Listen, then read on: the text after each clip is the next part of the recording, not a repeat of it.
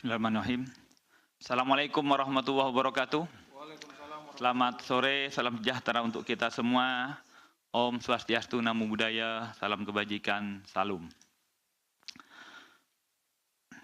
Kami dari pimpinan KPK akan menyampaikan konferensi pers berkaitan dengan kegiatan tangkap tangan, dugaan tindak pidana korupsi, berupa penerimaan hadiah atau janji oleh penyelenggara negara atau yang mewakilinya di Provinsi Kalimantan Selatan pada tahun anggaran tahun 2024-2025.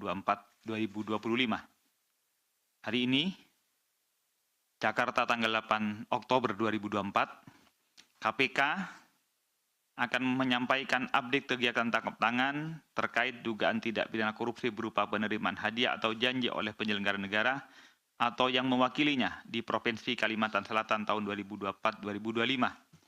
Yang perlu teman-teman juga kami sampaikan alasannya kenapa kok baru hari ini Pak, padahal tangkap tangannya sejak hari Ahad, hari Minggu tanggal 6.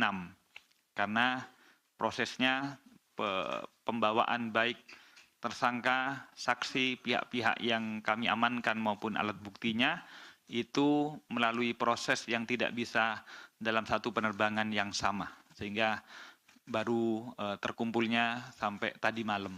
Oleh karena itu kemudian kami baru kompes pada hari ini. Tetapi pimpinan KPK bersama jajaran penindakan telah melakukan ekspos pada hari Ahad sekitar jam 10 malam. Ya. Maka jadi dibawa ke sini sudah dalam proses selesai diekspos di pimpinan KPK. Kami lanjutkan. Jadi kegiatan ini bermula dari informasi yang diperoleh oleh tim penyelidik KPK bahwa pada tahun anggaran 2024 terdapat proses pengadaan barang dan jasa untuk beberapa paket pekerjaan di Dinas Pekerjaan Umum dan Penataan Ruang atau PUPR yang berasal dari dana APBD Provinsi Kalimantan Selatan tahun anggaran 2024. Bahwa terdapat beberapa paket pekerjaan tersebut, Dinas PUPR, dalam hal ini kepala dinasnya yaitu saudara SOL, melalui Kabid Cipta Karya saudara YUL, melakukan plotting penyediaan sejumlah paket pekerjaan sebelum proses pengadaan dilakukan melalui e-katalog. Dari hasil penyelidikan diketahui salah satu penyedia yang diplotting sebagai pelaksana ataupun pemenangnya untuk melaksanakan proyek tersebut adalah saudara YUD bersama AND, yaitu untuk beberapa pekerjaan. Pertama, A. Pembangunan lapangan sepak bola di kawasan olahraga terintegrasi Provinsi Kalimantan Selatan dengan penyedia PBJ-nya yaitu terpilih PT WKM dengan nilai pekerjaan sebesar 23.248.949.136 rupiah. Kedua, pembangunan kantor atau gedung Samsat Terpadu dengan penyedia terpilih yaitu PT HIU dengan nilai pekerjaan sebesar 22.268.20.250 rupiah. C. Pembangunan kolam renang di kawasan olahraga terintegrasi Provinsi Kalimantan Selatan dengan penyedia terpilih yaitu CV BBB dengan nilai pekerjaan sebesar 9.205.930 rupiah.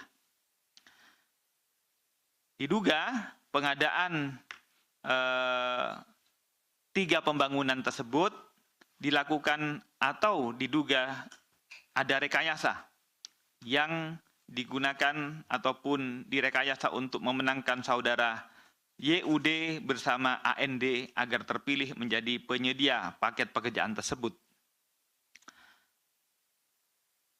Apa yang kemudian kami temukan yaitu upaya-upaya pemenangan itu dengan cara pertama, pembocoran HPS, artinya HPS-nya disampaikan, dan kualifikasi perusahaan yang disyaratkan pada lelang. Jadi HPS-nya dibocorkan, dan kemudian juga tentang prasyarat kualifikasi perusahaan yang akan dinaikkan lelang itu direkayasa. Kedua, rekayasa proses pemilihan e-katalog agar hanya perusahaan YUD bersama AND yang dapat melakukan penawaran. Ketiga, konsultan perencana terafiliasi dengan saudara YUD. Keempat, pelaksanaan pekerjaan sudah dikerjakan lebih dahulu sebelum kontrak ditandatangani.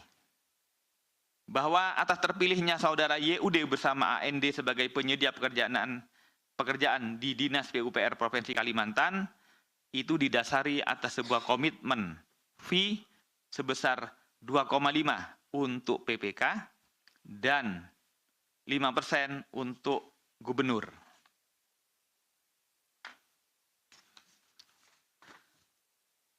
Ketujuh, pada tanggal 3 Oktober didapatkan informasi bahwa saudara YUD telah menyerahkan uang sebesar 1 miliar yang diletakkan di dalam kardus berwarna coklat kepada saudara YUL atas perintah SOL bertempat di salah satu tempat makan ataupun restoran, bahwa uang tersebut merupakan fee sebesar 5%, yang artinya kalau 5% untuk saudara gubernur.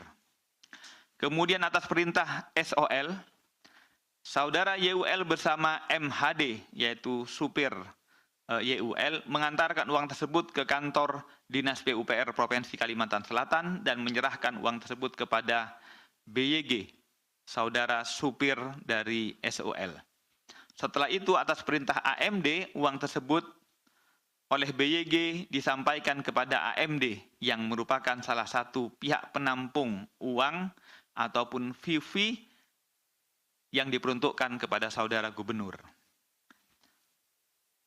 9. Bahwa pada tanggal 4 Oktober, tim penyelidik KPK mulai mengamankan para pihak terkait mulai sejak jam 6.30 sampai dengan jam 21.00 waktu Indonesia Tengah di Polres Banjarbaru, Kalimantan Selatan, dan Gedung Merah Putih KPK.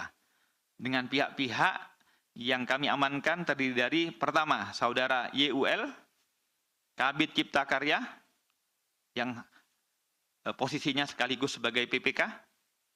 2, saudara YUD, swasta. 3, saudara MHD, supir YUL. 4, AND, swasta. 5, ARS, staf Cipta Karya. 6, BYG, supir SOL. 7, AMD, pengepul uang untuk saudara gubernur. 8, SOL, Kepala Dinas PUPR Provinsi Kalimantan Selatan. Setelah itu, penyelidik KPK juga mengamankan beberapa pihak yang terkait dengan pemberian dan penerimaan fee sebesar 2,5%, yang artinya untuk PPK ataupun Dinas PUPR Provinsi Kalimantan Selatan. Sementara yang tadi yang 5% untuk SHGB, untuk saudara gubernur. Di antaranya adalah pertama, 1, saudara FEB, dalam hal ini PLT Kabak Rumah Tangga Provinsi Kalimantan Selatan, yang sekaligus juga pengepul ataupun penampungnya. 2, Dwi, istri dari FEB. 3, IRH, Kepala Basnas Provinsi Kalimantan Selatan. 4, FRI, swasta dan beberapa pihak lainnya, bahwa total pihak yang diamankan sejumlah 17 orang. Bahwa penyelidik KPK juga mengamankan, selain pihak-pihak tadi, penyidik KPK juga mengamankan sejumlah barang bukti, diantaranya dari saudara AMD, yaitu A, 1 buah kardus coklat berisi uang 1 miliar. B, 1 buah tas duffel warna hitam berisi uang 1,2 miliar. C, 1 buah tas ransel warna hitam berisikan uang 1 miliar. D, 1 buah kardus kuning dengan foto wajah paman berisikan uang 800 juta. E, satu buah kardus bertuliskan Atlas berisi uang 1,2 miliar. F, satu buah kardus air mineral berisi uang 710 juta. Dari saudara YUL, diamankan A, satu buah koper warna merah berisikan uang sejumlah 1 miliar. B, satu buah koper warna pink berisikan uang sejumlah 1,3 miliar. C, satu buah koper warna hijau bertuliskan YUL 3 yang berisikan uang sejumlah 1 miliar. D, satu buah koper warna hijau bertuliskan YUL 4 yang berisikan uang sebesar 350 juta. E, 4 bundle dokumen yang diduga terkait dengan perkara. F, 2 lembar posit berwarna kuning bertuliskan logistik paman. Titik 2 200 juta, logistik terdahulu 100 juta, logistik BPK 0,5%. 3, dari saudara YUD yang kami amankan A, satu lembar slip setoran atau transfer clearing inkaso Bank Kalsel berwarna merah muda dengan keterangan setoran tunai sebesar 600 juta rupiah. Keempat, dari saudara FEB kami amankan di antaranya A, satu buah koper warna pink berisikan uang 1 miliar rupiah. B, satu buah koper warna merah berisikan uang 1 miliar rupiah. C, satu buah koper warna abu-abu berisikan uang 1 miliar rupiah. D, satu buah kresek hitam besar yang berisi uang sebesar 500 USD dan 236.960.000. Diduga bahwa satu buah kardus coklat berisikan uang 1 miliar merupakan fee 5% untuk saudara SHB dari saudara YUD bersama AND terkait pekerjaan yang mereka peroleh untuk tahun anggaran 2024 di Provinsi Kalimantan Selatan, yaitu pembangunan lapangan sepak bola, kawasan olahraga terpadu, pembangunan kolam renang, kawasan olahraga terpadu, dan pembangunan gedung Samsat. Bahwa terdapat sejumlah uang lainnya yang ditemukan oleh penyelidik dalam KPK pada saudara YUL, pada saudara FEB, dan saudara AMD dengan total sekitar 12.113.160.000 dan 500 dolar.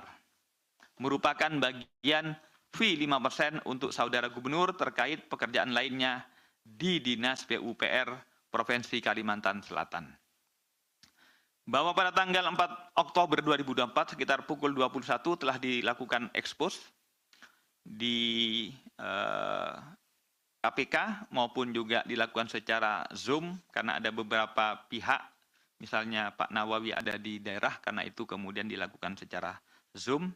Dan karenanya kemudian disepakati atas peristiwa tersebut telah ditemukan bukti permulaan yang cukup terkait dugaan tindak pidana korupsi berupa penerimaan hadiah atau janji oleh penyelenggara negara atau yang mewakilinya di Provinsi Kalimantan Selatan tahun 2024-2025, dan sepakat bahwa perkara ini untuk dinaikkan ke tahap penyidikan terhadap pertama saudara SHB, 2 saudara SOL, 3 saudara YUL, 4 saudara AMD, 5 saudara FEB.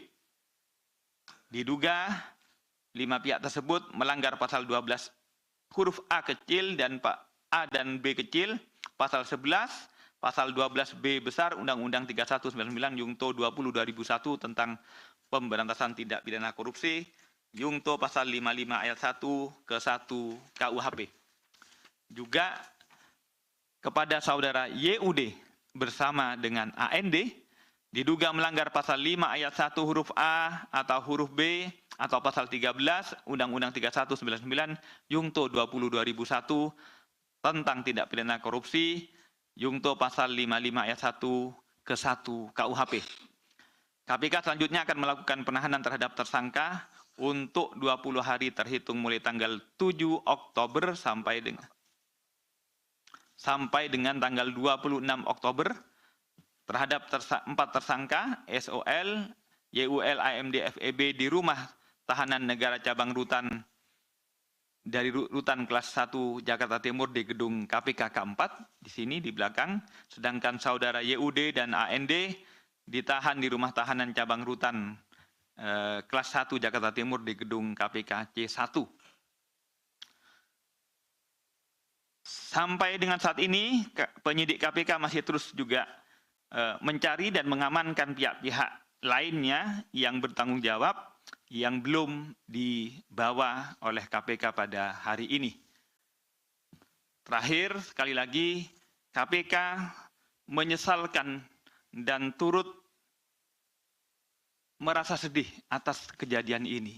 Karena KPK sekali lagi berharap tidak akan lagi ada OTT karena tidak ada korupsi. Karena kami berharap sekali lagi keberadaan KPK adalah ingin membersihkan Indonesia dari korupsi dan mudah-mudahan ke depan tidak akan lagi ada korupsi-korupsi yang mencederai semua elemen bangsa ini. Demikian yang dapat kami sampaikan. Saya kembalikan ke Mas Tesa. Wassalamualaikum warahmatullahi wabarakatuh. Waalaikumsalam warahmatullahi wabarakatuh. Baik rekan-rekan sekalian, kami berikan kesempatan untuk teman-teman menampilkan barang bukti yang telah diamankan oleh teman-teman penyelidik.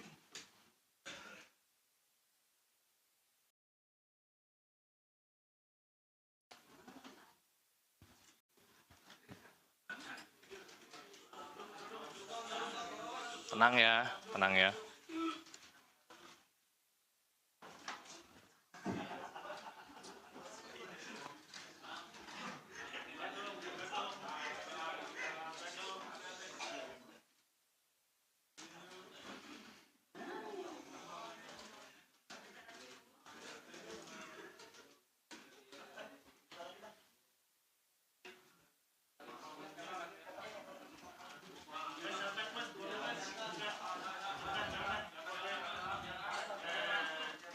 Uangnya aja yang diangkat, uangnya aja.